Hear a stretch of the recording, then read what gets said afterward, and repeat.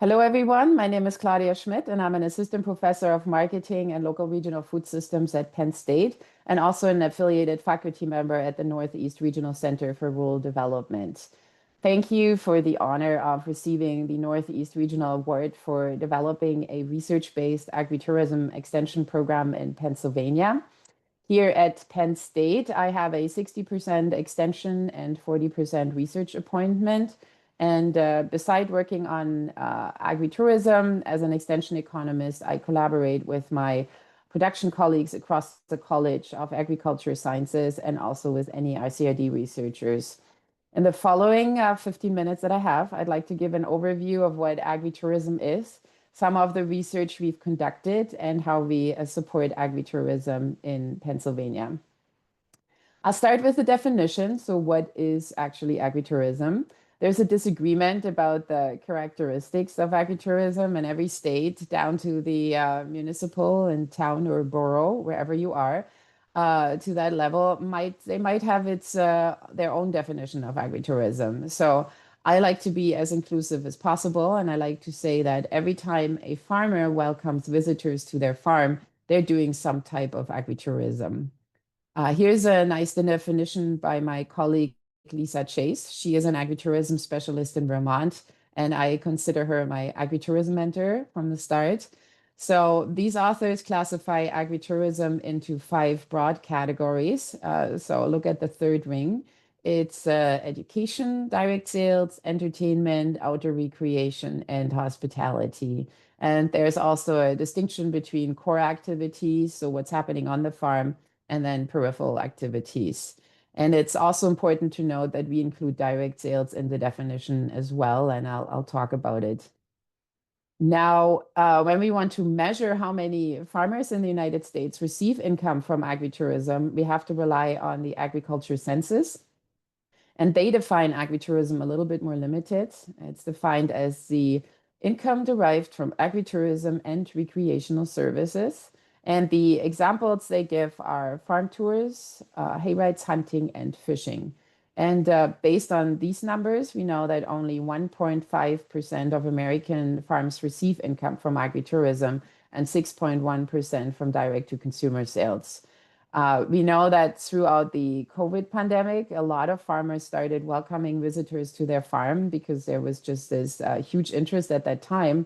But that doesn't really show up in the census numbers. The number of farms has remained fairly constant at 28,000 plus in 2017 and 2022.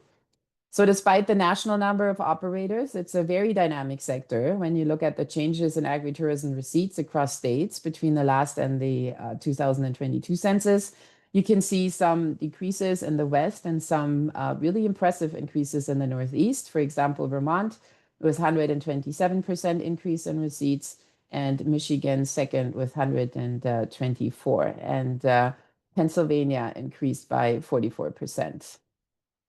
Now, this map shows operations with direct to consumer sales. As I mentioned, we would like to include these to a certain extent in the agritourism definition, but the census captures them separately. But you can see that we have concentrations of operations along the coast and in the Northeast. You could see the differences in agritourism and direct sales. And in a recent paper, we compared the clusters of agritourism and direct to consumer sales in the US and looked at where are the hot and cold spots and why. And in another publication, we looked at the census data that at the definitions and their impact on how agritourism is accounted for in the United States. And we made some suggestions. So those were two examples of agritourism research papers. I built my extension program on a research foundation that I keep building. And I keep learning so much as I go. And I do that together with my colleagues. We have a great network of agritourism extension specialists and researchers in the United States. And our network is growing. And I'll talk about that in a little bit. So in 2022, we got 13 co-authors together, a record for me. We wrote a paper on how agritourism extension started in the United States and made recommendations on what is needed to improve the support for agri-tourism operators. So we know that agritourism is a relatively new area for cooperative extension, especially when you compare it to the classical commodity programs like corn and beef, so row crops and livestock. When farmers welcome visitors to their farm, their risk management has to adapt quite a lot. So because in addition to agriculture production, they also need to be knowledgeable about tourism and hospitality, direct product sales, how to use social media, make sure they follow all the regulations, and also how to find their place in the community they're operating in.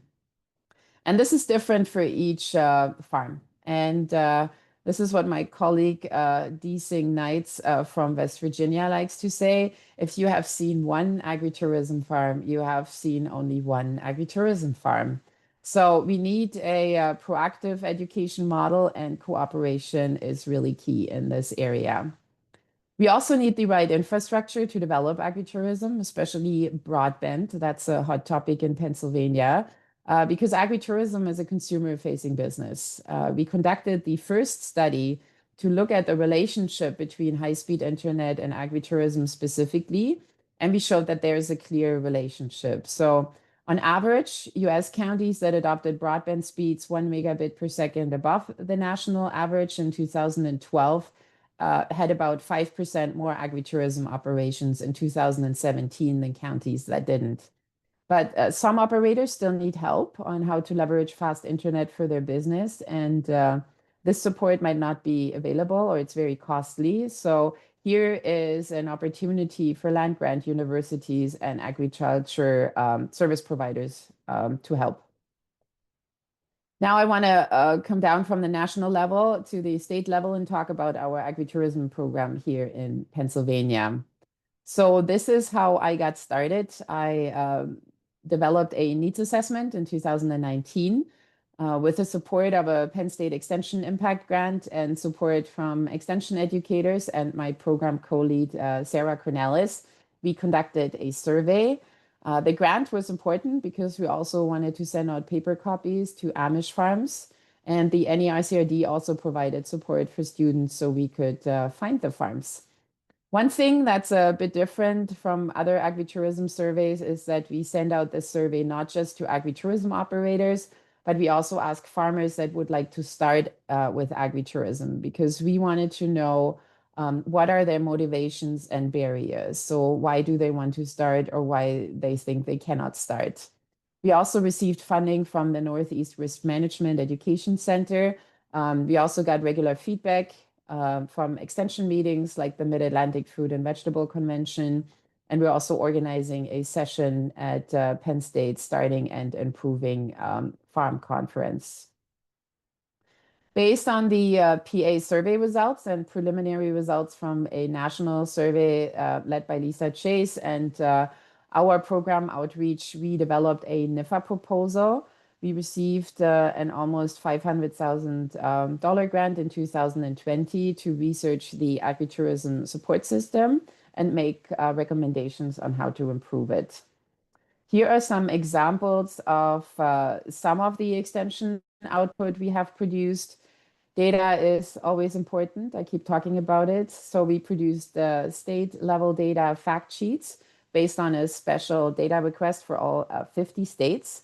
My colleague, Jason Ensminger from the University of Maine, and I conducted an analysis of the most recent census data on agritourism and direct-to-consumer sales. We are currently releasing the findings from our latest agritourism producer survey. So that's a report on the right. Here is our extension program website, and that's housed on our department website here at Penn State. For Pennsylvania, we have not generated any of the basic agritourism checklists and the typical is agritourism right for you publications because there are already so many great resources out there from other extension services. So we work on extension articles and webinars based on the input we get from producer surveys or when operators reach out to us.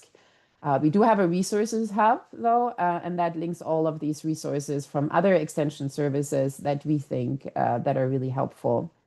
We also send out an agritourism newsletter, and we have about 1,500 subscribers. That's a good number because we have 821 agritourism operators in PA according to the census.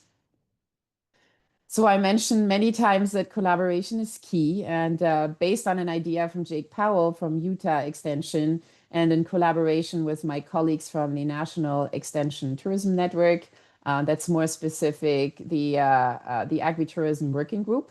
I set up an ArcGIS survey that asks agritourism professionals or service providers to enter their contact information. And then our colleagues can find each other on this map because you can see where they are. So here's just an example on how the survey looks like. We also ask how much they know about different areas of agritourism, what they would like to learn about, and if they know any good resources. We currently have 110 entries for the United States. I want to conclude with this slide. The future looks bright. This is a question we asked in our most recent agritourism survey. It was a national survey, but we got a 24% response rate from our Pennsylvania operators, which is amazing. We asked how they see the future, and 68% said that they think that the number of visitors will increase, and almost 67% of operators said that they believe that their profit will increase. I would like to thank you for the opportunity for letting me share our agritourism work. I would like to acknowledge all the funding we have received for this work. And the list of my collaborators is too long. I appreciate them very much. So I've listed their institutions. I'm very glad that I'm part of such a great group of researchers and extension specialists. And I also like to thank the Northeastern Extension Director Review Committee, USDA NIFA, and the APLU Extension Committee. Thank you.